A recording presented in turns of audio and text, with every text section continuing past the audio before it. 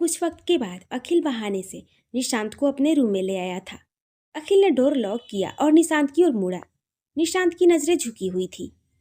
क्या हुआ था निशांत, मुझे सब कुछ डिटेल में बताओ, अखिल ने निशांत के पास आते हुए कहा। निशांत ने एक नज़र अखिल को देखा। अखिल ने निशांत की आंखों में आंसू देख लिए थे। क्या हुआ निशांत, तुम रो क्यों रहे हो?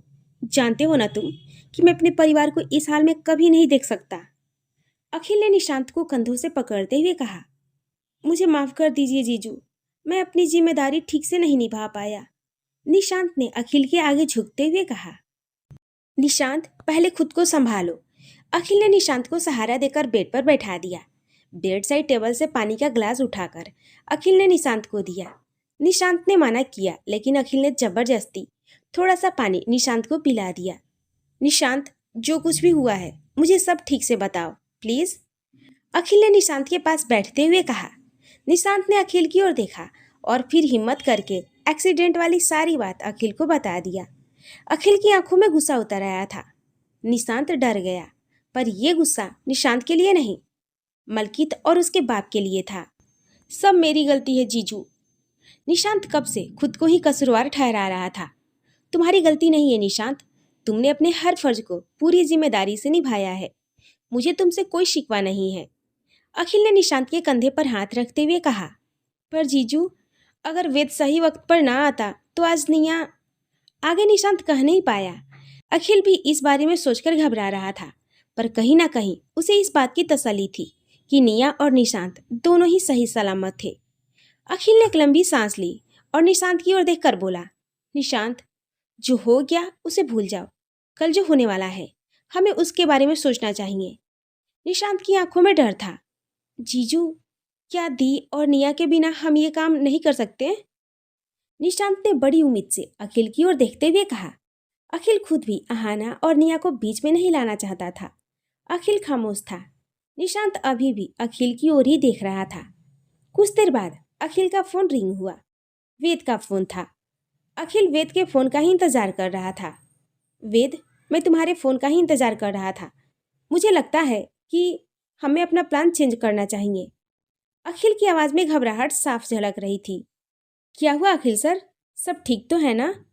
सब कुछ हमारे प्लान के मुताबिक सही जा रहा है सर, वेद ने कहा। पर मेरा दिल डर गया है वेद, तुम, मैं और निशांत अपने बिहाफ पर सब संभाल लेंगे। मुझे नहीं लगता कि अहाना और निया को इसमें शामिल करने की कोई ज़रूरत है। वे मलकित बहुत ही खतरनाक है और उसका बाप, वे उससे भी ज़्यादा चालाक है, हमें उसे कम नहीं समझना चाहिए, अखिल ने कहा। अखिल की बात सुनकर वेद मुस्कुरा दिया। आपको जानकर राहत मिलेगी अखिल सर, बलबीर खाना अब इस दुनिया में नहीं है। क्या? अखिल हैरानी से बोला। जी सर, वेद ने कहा, और उसे उसकी आखिरी मंजिल तक पहुंचाने वाला और कोई नहीं, उसका खुद का बेटा मलकित खाना है। अखिल हैरान था, उसे बोलने के लिए एक शब्द नहीं मिल रहे थे। खाना परिवार कितना घिरा हुआ है यह अखिल को पता था, पर मलकित खुद से ही अपने बाप का खून कर देगा, इस बात की अखिल को बिल्कुल उम्मीद नहीं थी। मुझे लगा था कि निशांत सर और निया मैम का एक्सीडेंट बलबीर खाना ने ही करवाया होगा, इसलिए मैंने मलकित को इस एक्सीडेंट के बारे में बता दिया था, और फिर उसके बाद वही हुआ जिसकी मुझे उम्मीद थी। वेद मुस्कुरा रहा था। एक पल को उस बलबीर खाना के बारे में सोचकर मुझे दुख हुआ था वेद, लेकिन उसकी वजह से आज मैं निया और निशांत को खो देता, इसलिए उसके साथ जो भी हुआ बिल्कुल सही हुआ, अखिल ने गुस्से में कहा। नहीं सर, वे एक्सीडेंट बलबीर खाना ने नहीं करवाया था, वेद ने कहा। निशांत भी फोन के स्पीकर से वेद की सारी बातें सुन रहा था। बलबीर खाना ने नहीं करवाया तो फिर किसने करवाया वे अटैक हम पर? निशांत ने गुस्से में पूछा। वे अटैक मोलिका ने करवाया था, वेद ने कहा। वेद की बात सुनकर अखिल और निशांत हैरानी से एक दूसरे को देख रहे थे। मैं उसे जिंदा नहीं छोड़ूंगा, अखिल ने गुस्से में कहा और रूम से बाहर जाने लगा। जीजू, जीजू रुकिए, मेरी बात सुनिए। जीजू, वे मोलिका एक लड़की है, जल्दबाजी में कोई कदम मत उठाइए। तो क्या हाथ पर हाथ रखकर बैठा रहूं मैं? अखिल ने गुस्से में कहा। जीजू, दी और निया को इस प्लान के बारे में सब कुछ बता दीजिए, हम सभी मिलकर ऐसा ट्रैप बनाएंगे जिसमें मलकित और मोलिका इतनी बुरी तरह उलझेंगे कि उसमें से निकलने का उन्हें कोई रास्ता नहीं मिलेगा। अखिल निशांत को घूर रहा था। निशांत सर बिल्कुल सही कह रहे हैं अखिल सर। अब तक हम अहाना मैम और निया मैम को इस प्लान में शामिल कर रहे थे, पर अब हमें उन्हें इस प्लान में पार्टनर बना लेना चाहिए, वेद ने फोन पर ही कहा। कुछ पलों के बाद कमरे में एक खामोशी थी। डिनर के बाद सभी अपने अपने रूम में चले गए थे। निशांत ने निया को कुछ वक्त बाद छत पर आने का इशारा कर दिया था। अहाना और अखिल भी अपने रूम में जाने लगे थे। अहाना थोड़ी बेचैन थी। हनीमून पर अखिल की होने के बाद आज अपने कमरे में उनकी ये पहली रात थी जब अखिल और अहाना अपने बेडरूम में एक दूसरे के करीब आने वाले थे। अखिल का दिमाग तो इस वक्त कल के प्लान में ही उलझा हुआ था, पर अहाना की खुशी के आगे अखिल सब कुछ भूल जाता था। अहाना को आज बेडरूम में अपना बनाने के बाद अखिल उसे सब कुछ सच बताने वाला था। अखिल बेटा, मुझे कुछ बात करनी थी, देविका जी ने अखिल की ओर देखकर कहा।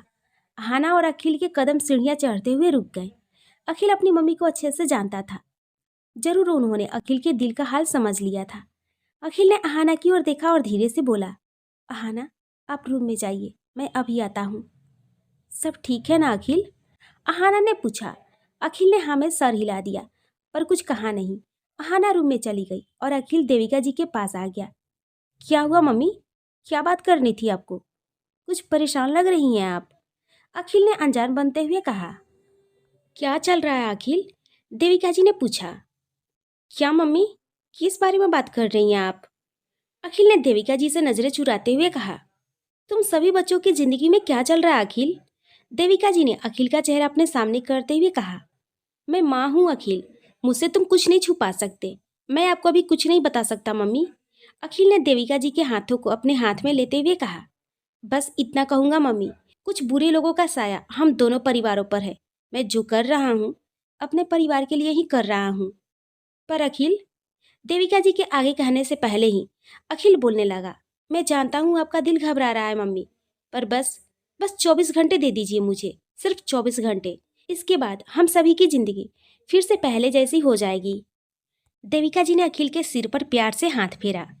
मैं यही तो नहीं जानती कि क्या हुआ है, तुम क्या करने वाले हो, लेकिन तुम्हारा पक्ष अच्छाई का है मेरे बच्चे, और तुम्हें सफलता जरूर मिलेगी। अखिल ने देविका जी का आशीर्वाद लिया। देविका जी ने मुस्कुराकर अखिल के माथे पर प्यार दिया। अखिल अपने रूम में आ गया। सामने ही अहाना बेड पर अपनी फाइनल ईयर की बुक्स लेकर बैठी थी। अहाना ने स्पेक्स लगा रखी थी। उसका ध्यान पूरी तरह से बुक्स में था और बेध्यानी में ही अहाना अपने निचले होठ को दबाए जा रही थी। अखिल तो अहाना को इस तरह देखकर ही बेकरार होने लगा था। वे धीरे से अहाना की ओर बढ़ा। अखिल, आ गए आप? मुझे ये चैप्टर समझ नहीं आ रहा, मुझे पढ़ा दीजिए आप, अहाना ने अखिल के सामने बुक लाते हुए कहा। अखिल ने अहाना के हाथ से बुक ले लिया और बेड साइड टेबल पर रख दिया। अभी किसी और चैप्टर के खुलने का टाइम है अहाना, अखिल ने शरारती अंदाज में अहाना से कहा। अखिल, मुझे पढ़ना है अभी, बोलते हुए अहाना बुक लेने के लिए झुकी की अखिल ने अहाना को हल्का सा बेड पर पुश कर दिया और खुद अहाना के करीब आकर लेट गया। मैंने कहा ना अहाना, अभी किसी और चीज का वक्त है, अखिल ने अहाना की ओर धीरे धीरे बढ़ते हुए कहा। अखिल, मैं थक गई हूँ, सोना चाहती हूँ, अहाना ने बहाना बना दिया और मुस्कुराते हुए परे देखने लगी। आप तो आज रात के लिए बहुत बेताब थी ना अहाना, अखिल ने अहाना का चेहरा अपने सामने करते हुए कहा। अहाना कुछ नहीं बोली। कोई बात नहीं, मैं ज़्यादा टाइम नहीं लगाऊंगा, और मेरा यकीन कीजिए अहाना, अखिल ने अहाना के कान में बोला। कुछ देर में आपको भी मजा।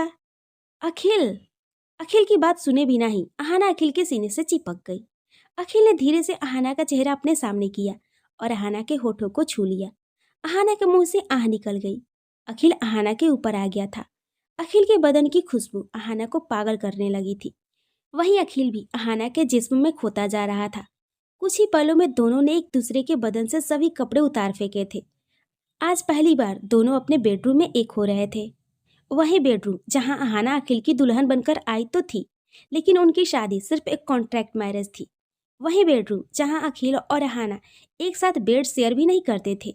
वही बेडरूम जहां एक दूसरे को पाने के लिए अखिल और अहाना ने न जाने कितनी ही रातों को तड़पे थे, पर आज ये तड़प भी मिट रही थी। कमरे में घुसती अहाना की सिसकियां, अखिल की तेज सांसों की आवाज आज फिर से दोनों के मिलन का हाल बयां कर रही थी। कुछ वक्त बाद अखिल अहाना से अलग हुआ, पर दोनों अभी भी एक दूसरे के बाहों में ही थे। अहाना अखिल के सीने में छिपती जा रही थी। अखिल अहाना को अपनी बाहों में ऐसे ही कैद रखना चाहता था। जब दोनों की सांसें थोड़ी नॉर्मल हुई तब अखिल ने अहाना का चेहरा अपने सामने किया और बोला, मुझे आपसे कुछ कहना है अहाना। अहाना अखिल की आंखों में ही दिख रही थी। छत पर निया भी निशांत की बाहों में थी। जैसे जैसे निशांत निया को सब कुछ बताता जा रहा था वैसे ही निया की पकड़ निशांत की पीठ पर और मजबूत होती जा रही थी। निशांत निया की पकड़ में घबराहट महसूस कर सकता था। अखिल, आप जो भी करना चाहते हैं मैं उसमें आपके साथ हूँ, पर इसमें निया को शामिल करने की क्या जरूरत है अखिल? वे अभी बच्ची है, अगर उसे कुछ हो गया तो? अहाना ने अखिल की आंखों में देखते हुए कहा, मुझे बहुत डर लग रहा है निया। तुम और दी दोनों ही मेरी कमजोरी हो। एक पल को दिल बहुत ही मजबूत होता है और अगले ही पल फिर से घबराहट होने लगती है। निशांत ने निया को बाहों में भरे हुए ही कहा, मोहब्बत करने वालों को कोई जुदा नहीं कर सकता निशांत। मेरी तुम्हारी भैया और भाभी की मोहब्बत बहुत ही पक्का है। किसी में भी इतनी हिम्मत नहीं है कि कोई हमारी मोहब्बत की नींव हिला सके। निया ने निशांत का चेहरा अपने हाथों में लेते हुए कहा। अखिल ने अहाना के होठों पर हल्का सा किस किया और बोला, हमारी निया को कुछ नहीं होगा और ना ही मैं आपको कुछ होने दूंगा अहाना। अखिल सिंघानिया के परिवार पर गलत नजर डालने वाले को अब मैं जिंदा नहीं छोड़ूंगा। सिर्फ 24 घंटे और बचे हैं उनकी जिंदगी में। अहाना ने अखिल को कसकर गले से लगा लिया था। निया भी निशांत की बाहों में खोई हुई थी। अगले 24 घंटे उन चारों की जिंदगी में बहुत ही मुश्किल से बीतने वाले थे। एक नई सुबह हो चुकी थी। देविका जी मंदिर में बैठी थी। आज माता रानी की ज्योत लगाते वक्त उनकी आंखों में आंसू थे। अखिल अहाना को खुद से दूर नहीं होने दे रहा था। उसने कसकर अहाना को अपनी बाहों में भर रखा था। अखिल का बेचैन हो रहा दिल अहाना की समझ से परे नहीं थे। अहाना ने अखिल को खुद से अलग करके अखिल का हाथ अपने हाथ में मजबूती से थाम लिया। अखिल बस अहाना की ही आंखों में देख रहा था। निशांत और निया बाहर कार के पास खड़े थे। निशांत कुछ कह नहीं रहा था। उसकी नजरें झुकी हुई थी। निया निशांत के पास आई और उसने धीरे से निशांत के हाथ में अपना हाथ डाल दिया। निशांत ने निया की ओर देखा। निया की आंखों में देखकर निशांत खुद को रोक नहीं पाया और निया को अपने सीने से लगा लिया। निया भी निशांत की धड़कनों को सुन रही थी। कुछ देर बाद अखिल और अहाना भी बाहर आ गए। अखिल के कदम आज बहुत ही धीरे आगे बढ़ रहे थे। निशांत और निया एक दूसरे से अलग हुए। क्या तुम तैयार हो निया? अहाना निया के पास आती हुई बोली। आप तैयार हैं भाभी? निया ने अहाना की ओर देखकर सवाल किया। अहाना ने एक झलक अखिल को देखा और पूरे विश्वास के साथ बोली, हाँ मैं तैयार हूँ निया। तो फिर मैं भी तैयार हूँ भाभी। चलिए, हमारे परिवार के ऊपर आंख रखने वाले हर इंसान से हम लड़ सकते हैं, उन्हें मुंह तोड़ जवाब दे सकते हैं। अहाना ने निया को गले से लगा लिया। निशांत भी निया के पास आ गया। अखिल ने भी बाहें फैलाकर सभी को हक कर लिया था। सभी बच्चे साथ में कितने अच्छे लग रहे हैं ना सुदेश जी। माता रानी करे इनका आपस में प्यार हमेशा यूं ही बना रहे। दिनेश जी ने कहा। माता रानी हमारे बच्चों पर अपना आशीर्वाद बनाए रखेंगी भाई साहब, सुमन जी ने कहा और देविका जी के पास चली गई। अगले कुछ मिनट बाद अखिल और निशांत एक कार में और अहाना निया एक कार में सिंघानिया मेंशन से बाहर निकल गए थे। बच्चों का अलग अलग जाना दिनेश जी और सुदेश जी को काफी अजीब लग रहा था, पर तभी सुमन जी के चिल्लाने की आवाज आई। दिनेश जी और सुदेश जी अंदर की तरफ भागे। वेद शीशे के सामने खड़ा खुद को देख रहा था। आज अखिल सर के किए एहसानों का बदला चुकाने का वक्त आ गया है। मैं वादा करता हूँ अखिल सर, अहाना मैम और निया मैम के ऊपर कोई आंच नहीं आने दूंगा, भले ही मुझे इसके लिए अपनी जान क्यों ना कुर्बान करनी पड़े। लेकिन वे मलकित और मोलिका अपने इरादों में कभी कामयाब नहीं हो पाएंगे। इतना कहकर वेद ने अपनी पिस्टल अपने कोट में डाली और घर से बाहर निकल गया। मलकित के हाथ में शराब का गिलास था। उसकी आंखों में आज निया को पाने की हसरत साफ नजर आ रही थी। उसने एक सांस में ही शराब का गिलास खाली कर दिया और टेबल से अपना पिस्टल उठाया। मैं आ रहा हूँ निया, तुझे हमेशा के लिए अपना बनाने। इतना कहकर मलकित घर से निकल गया। मोलिका भी अपनी कार में थी। उसके हाथ में अपने बाप की बंदूक थी। आज तुम्हारा और तुम्हारे परिवार का आखिरी दिन है अखिल सिंघानिया। मैं आ रही हूँ तुम्हारा नामो निशान मिटाने के लिए। इतना कहकर मोलिका ने कार स्टार्ट की और अपनी मंजिल की ओर बढ़ गई। अहाना और निया अपनी कार में थी। दोनों ही चुप थी। निया अपने हाथों को एक दूसरे में उलझाए हुए थी। अहाना ने ड्राइव करते हुए एक नज़र निया पर डाली और फिर निया का एक हाथ पकड़ लिया। अखिल, हमें कुछ नहीं होने देगा निया, अहाना ने निया को भरोसा दिलाते हुए कहा। निया ने अहाना का हाथ अपने हाथों में कस लिया और बोली, मुझे पता है भाभी, मुझे भाई पर पूरा विश्वास है। 2 हफ्ते बाद तुम्हारी शादी होने वाली है। अहाना ने माहौल बदलने की कोशिश करते हुए कहा। हनीमून पर कहाँ जाने का सोचा है? अभी इस बारे में कुछ सोचा नहीं भाभी। मालदीव कैसा है? निया ने सवाल किया। बहुत सुंदर, अहाना ने बस इतना ही कहा और मालदीव के उन पलों को याद करने लगी जो अखिल और अहाना ने साथ में बिताए थे। निया भी मुस्कुराते हुए अहाना की ओर देख रही थी। तभी अचानक से ही पीछे से आ रही एक तेज रफ्तार कार अहाना की कार के आगे ब्रेक मारकर रुक गई। अहाना ने भी जोर से कार की ब्रेक लगाई। अहाना और निया दोनों की सांसें एक पल को थमसी गई थी। वे पल आ चुका था जिसका डर कहीं ना कहीं सभी को था। प्लान के मुताबिक ही अहाना कार से बाहर निकली। दिखाई नहीं देता क्या? या कार नहीं चलानी आती? कहीं भी ब्रेक लगाकर कार रोक लेते हैं क्या? अब ये एक्सीडेंट हो जाता तो? अहाना गुस्से में बोलती जा रही थी। निया भी कार से निकलकर अहाना के पास आ गई थी। तभी उस कार का दरवाजा खुला। उसमें से मलकित बाहर निकला। दूसरी साइड से वेद भी बाहर आया। मलकित को निया पहचानती थी। वे एक बार मलकित से पहले भी मिल चुकी थी। इस वक्त मलकित कितना खौफनाक लग रहा था ये अहाना और निया के चेहरे से पता चल रहा था। लेकिन वेद को मलकित के साथ देखकर अहाना और निया दोनों को ही थोड़ी राहत मिली थी। बस बोल लिया जितना बोलना था, अब चुपचाप चलकर दोनों कार में बैठो, मलकित ने अहाना और निया की ओर देखते हुए कहा। मलकित बिल्कुल शांत लहजे में बात कर रहा था। तुम्हारी हिम्मत कैसे हुई हमें इस तरह कहने की? क्यों बैठे हम तुम्हारी कार में?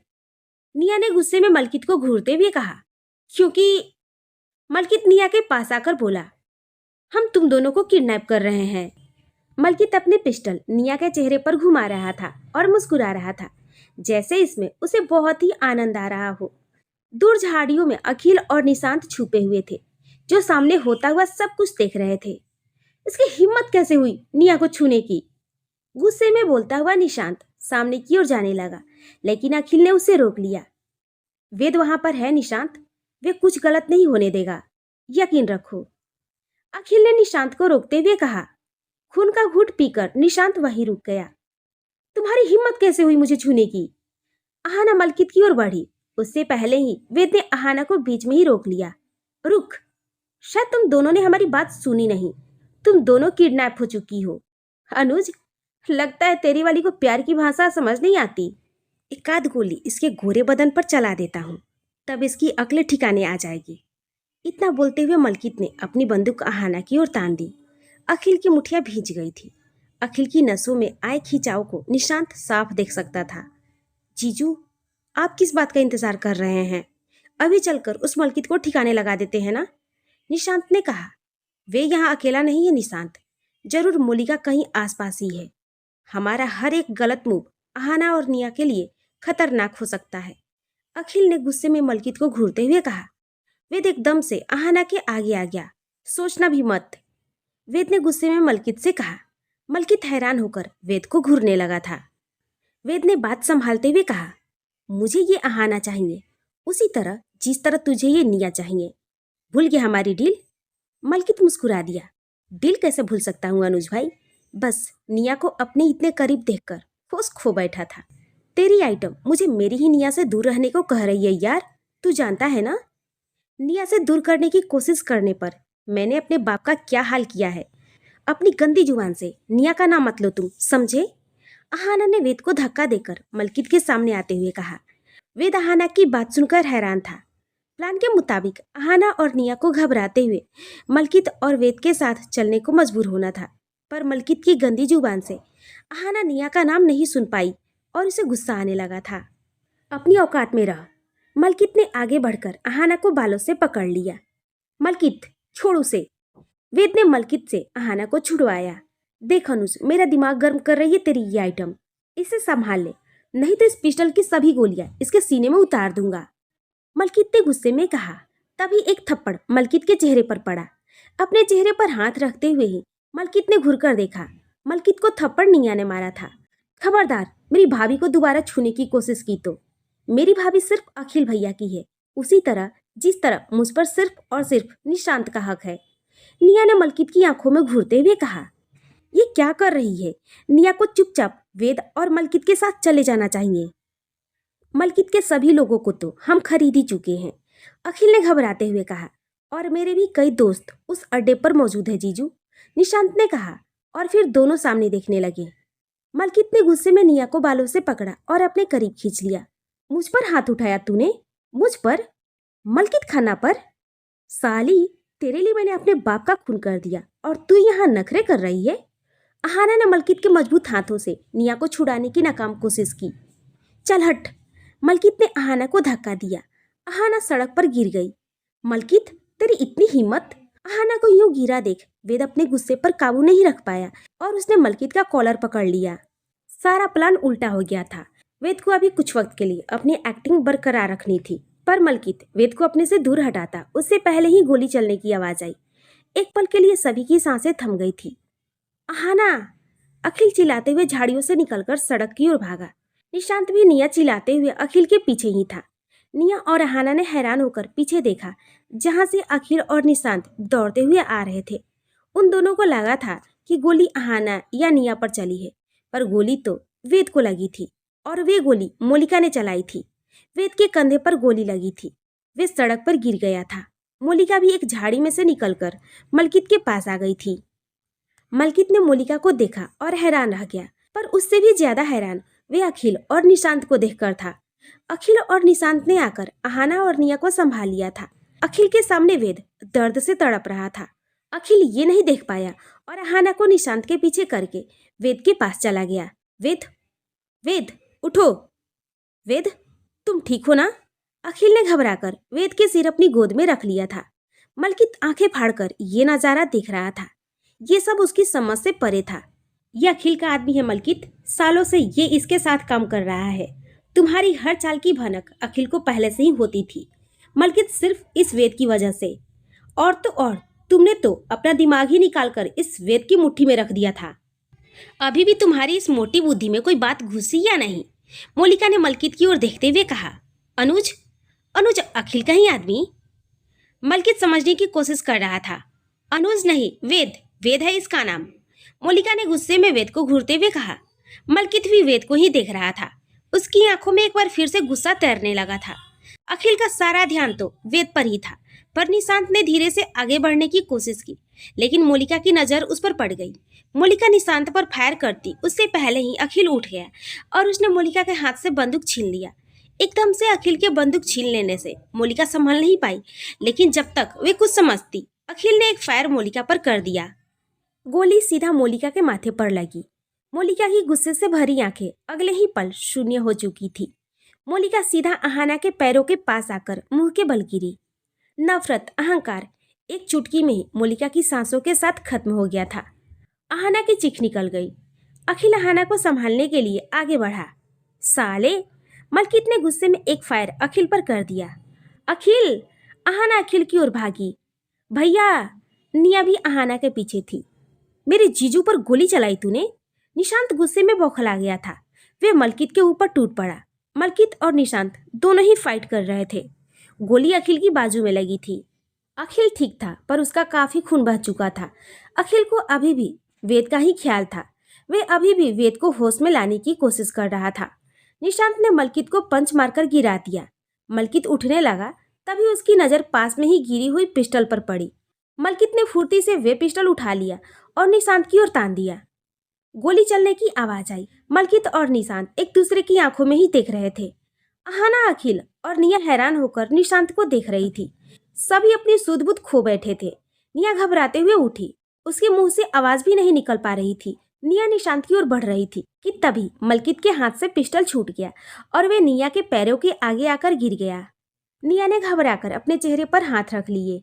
निया! निशांत ने निया को पुकारा। निया ने डरते डरते निशांत की ओर देखा। निशांत बिल्कुल सही सलामत था।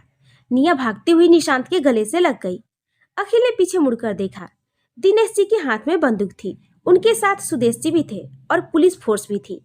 पर धीरे धीरे दिनेश जी का चेहरा अखिल की आंखों के आगे धुंधला होता गया। अखिल बेहोश हो चुका था। अखिल ने धीरे से आंखें खोली। अहाना का चेहरा अखिल के बिल्कुल करीब था। अहाना! अखिल ने धीरे से कहा। और अहाना की ओर अपना हाथ बढ़ा दिया। जी अखिल, मैं आपके पास ही हूँ, अहाना ने कहा। सभी आपके पास है अखिल। अहाना ने अखिल का हाथ पकड़कर कसकर अपने हाथ में दबा लिया। निया, निशांत कहाँ है? अखिल ने पूछा। हम बिल्कुल ठीक है भैया। निया ने अखिल के पास आकर अखिल का दूसरा हाथ अपने हाथों में ले लिया। सभी को अपने सामने देखकर अखिल के चेहरे पर मुस्कान आ गई थी। मुझे माफ कर देना अहाना, तुम भी मुझे माफ कर देना निया। मेरी वजह से आज तुम्हारी जान मुश्किल में फंस चुकी थी। कहते हुए अखिल की आंखों से आंसू बह निकले। आपकी कोई गलती नहीं अखिल, अहाना ने अखिल के सिर पर प्यार से हाथ फेरते हुए कहा। आप तो सब ठीक करना चाहते थे और शायद इतना सब कुछ होता भी ना अगर मुझे गुस्सा ना आ गया होता। कहते हुए अहाना की आंखों से आंसू बह निकले। गलती आपकी नहीं है, मेरी है भाभी। मैंने ही गुस्से में मलकित को थप्पड़ मार दिया, जिसकी वजह से ये सब झमेला शुरू हुआ। निया ने अपना सिर झुकाते हुए कहा। आप दोनों में से किसी की गलती नहीं थी बेटा, देविका जी ने अहाना के पास आते हुए कहा। आपकी जगह कोई और होता तो वे भी वही करता जो आप दोनों ने किया। अपने मन पर बोझ मत रखो निया बेटा, अब सब ठीक है, इसका शुक्र मानना चाहिए। सुमन जी ने निया के आंसू पोंछते हुए कहा। अपने परिवार का एक दूसरे के लिए इतना प्यार देखकर अखिल के चेहरे पर मुस्कुराहट आ गई थी, लेकिन अगले ही पल अखिल के चेहरे के भाव बदल गए। वेद, वेद कैसा है निशांत? वे ठीक तो है ना? अखिल ने घबराते हुए निशांत की ओर देखकर पूछा। जीजू, वे ठीक है। सही वक्त पर अंकल और पापा आ गए थे, अब सब ठीक है जीजू, निशांत ने अखिल के पास आते हुए कहा। अखिल ने दिनेश जी की ओर देखा। दिनेश जी धीरे से अखिल के पास आए। आपने कैसे सोच लिया कि निया की सारी जिम्मेदारी आपकी ही है? और अहाना, क्या वे हमारी कुछ नहीं लगती? हमारे भी अपने परिवार के लिए कुछ फर्ज है अखिल। अगर आज आपकी मम्मी को सुमन जी रोते हुए ना देखती, अगर देविका हमारे सामने कमजोर ना पड़ती, तो हमें कुछ भी पता नहीं चलता। सॉरी पापा, अखिल ने बस इतना ही कहा। सॉरी नहीं बेटे, सॉरी मत कहिए। दिनेश जी ने प्यार से अखिल के सिर पर हाथ फेरा। हमें तो गर्व है आप पर बेटा, कितनी खूबसूरती से आप अपना हर फर्ज पूरा कर रहे हैं। हमें आज इस बात का गर्व है कि हम आपके पापा हैं बेटे। बोलते हुए दिनेश जी की आंखों में आंसू आ गए थे। सभी इमोशनल हो गए थे, लेकिन एक दूसरे के लिए उनका प्यार और भी बढ़ गया था। 2 हफ्ते बाद सिंघानिया मेंशन फिर से दुल्हन की तरह सजाया गया था। आज निया और निशांत शादी के पवित्र बंधन में बंधने वाले थे। निया लाल जोड़े में किसी शहजादी से कम नहीं लग रही थी। वहीं निशांत भी सफेद शेरवानी में अपनी निया को अपना बनाने के लिए आ गया था। अहाना और अखिल बारात में सक्सेना फैमिली के साथ ही आए थे और सिंघानिया मेंशन पहुंचकर वे निया के भैया भाभी होने का फर्ज निभा रहे थे। अहाना ने पिंक कलर का गाउन पहन रखा था और अखिल ने ब्लैक कलर का सूट पहना हुआ था। शादी की रस्में शुरू हो चुकी थी। अखिल और अहाना सभी के सामने तो शादी में ही व्यस्त थे, पर एक दूसरे से नजर मिलते ही वे दोनों बेकरार हो जाते थे। रह रहकर अपनी शादी की यादें उन दोनों के जहन में ताजा हो जाती थी। वैसे भी पिछले 2 हफ्तों से वे दोनों एक दूसरे के करीब नहीं आए थे। अखिल को गोली लगने की वजह से डॉक्टर ने उसे रेस्ट करने के लिए कहा था, पर आज अहाना इतनी खूबसूरत लग रही थी कि अखिल चाहकर भी खुद को रोक नहीं सकता था। जैसे जैसे शादी की रस्में खत्म हो रही थी, वैसे ही अहाना की धड़कनें भी बढ़ने लगी थी, क्योंकि आज अखिल की आंखें बयां कर रही थी कि अहाना को पाने की इस वक्त उसे कितनी तड़प है। वरमाला के वक्त निशांत ने निया के आगे सिर झुका लिया। निया का तो शर्म से बुरा हाल था। किसी तरह उसने निशांत को वरमाला पहनाया। जब निशांत निया को वरमाला पहनाने के लिए आगे बढ़ा तो अखिल ने जानबूझकर निया को थोड़ा पीछे खींच लिया। सभी हंसने लगे, लेकिन फिर निया खुद ही आगे बढ़कर निशांत के पास आ गई और निशांत ने निया की आंखों में देखते हुए निया को वरमाला पहना दिया। निशांत और निया ने हाथों में हाथ लेकर 7 फेरे लिए। बड़े प्यार से निशांत ने निया की मांग में सिंदूर भरा। थोड़ा सा सिंदूर निया की नाक पर गिर गया था। निशांत ने खुद आगे बढ़कर उसे साफ कर दिया। निया और निशांत दोनों के प्यार को देखकर सभी खुश थे। निशांत ने निया के गले में मंगलसूत्र पहनाया। आज निया और निशांत सभी रीति रिवाजों से पति पत्नी बन गए थे। घर के सभी बड़ों का उन्होंने आशीर्वाद लिया। अखिल और अहाना के पास जब वे दोनों आए तो निशांत ने अखिल के सामने अपने हाथ जोड़ दिए। अखिल ने निशांत के हाथों को थाम लिया और निशांत को अपने गले से लगा लिया। निया अहाना के गले लगकर बेतहासा रो रही थी, पर ये तो समाज का चलन है जिसे हर लड़की को स्वीकार करना ही पड़ता है। हंसी मजाक, कभी प्यार, कभी तकरार याद आने लगा था। ये सब अखिल को इमोशनल कर रहा था। अहाना ने अखिल के हाथ को थाम लिया और अखिल को दिलासा दिया। देविका जी और सुमन जी की आंखों में भी आंसू थे, पर उनके दिल में खुशी ज्यादा थी। उनकी निया को इतना प्यार करने वाला हमसफर जो मिल गया था, और सुदेशी सुमन जी जैसे माता पिता। निया और निशांत कार में बैठकर सिंघानिया मेंशन से बाहर निकल गए थे। निया अभी भी रो रही थी। निशांत ने निया के कमर में हाथ डालकर उसे अपने करीब खींच लिया। निया निशांत के सीने से जा लगी। निशांत ने बड़े प्यार से निया के आंसू पोंछ दिए। धीरे धीरे निशांत के एहसास में खोकर निया शांत हो गई थी। सिंघानिया मेंशन से भी सभी मेहमान जा चुके थे। अखिल और अहाना अपने रूम में आ गए। अहाना चेंज करके रूम से बाहर आई। अखिल अभी भी बेड पर उदास बैठा हुआ था। अहाना अखिल के पास आकर बैठ गई। अखिल ने अपना चेहरा झुकाया हुआ था। अहाना ने अखिल का चेहरा अपने हाथों में लिया और अपने सामने किया। अब अपना मूड ठीक कर लीजिए ना अखिल। निया के इस घर से जाने का गम मुझे भी है, पर निया और निशांत की खुशी मेरे लिए ज्यादा मायने रखती है। आपके लिए भी ना अखिल। अखिल ने अहाना की ओर देखा और अहाना को गले से लगा लिया। मैं उसे मिस करूंगा अहाना, मैं निया को बहुत ही मिस करूंगा। अखिल फिर से इमोशनल हो गया था। हम सब उसे मिस करेंगे अखिल, पर वे जहाँ है वहाँ ज्यादा खुश रहेगी, अपनी मोहब्बत के पास। अहाना ने अखिल को समझाते हुए कहा। अहाना, अगर अगर हमारी बेटी हुई तो क्या क्या वे भी हमें एक दिन छोड़कर। अखिल आगे नहीं कह पाया। उसकी आंखों से निकलते आंसू अहाना के हाथ पर गिर रहे थे। अहाना की आंखों से भी आंसू बह निकले थे। अहाना ने अखिल को अपने सीने से लगा लिया और अखिल के बालों में हाथ फिराती हुई बोली, ये तो समाज की रीत है ना अखिल। मम्मी ने भी निभाई थी, मैंने भी इस रीत को निभाया है। आज निया भी अपने घर चली गई है। अगर हमारी बेटी होगी तो उसे भी ये रीत आगे बढ़ानी ही होगी ना अखिल। अखिल अहाना की आंखों में देखा। और यकीन मानिए अखिल, जब हम सफर आपके जैसा हो ना, तो समाज की बनाई ये रीत बहुत ही अच्छी लगती है। अखिल के चेहरे पर हल्की सी स्माइल आ गई थी। अखिल अहाना दोनों ने एक दूसरे की आंखों के आंसू पोंछे। अहाना उठकर जाने लगी, तभी अखिल ने अहाना का हाथ पकड़कर अहाना को अपनी ओर खींच लिया। अहाना की धड़कनें बढ़ने लगी थी। अहाना का चेहरा अखिल के सीने में छुपा हुआ था। उसका दिल बेकरार हो उठा था।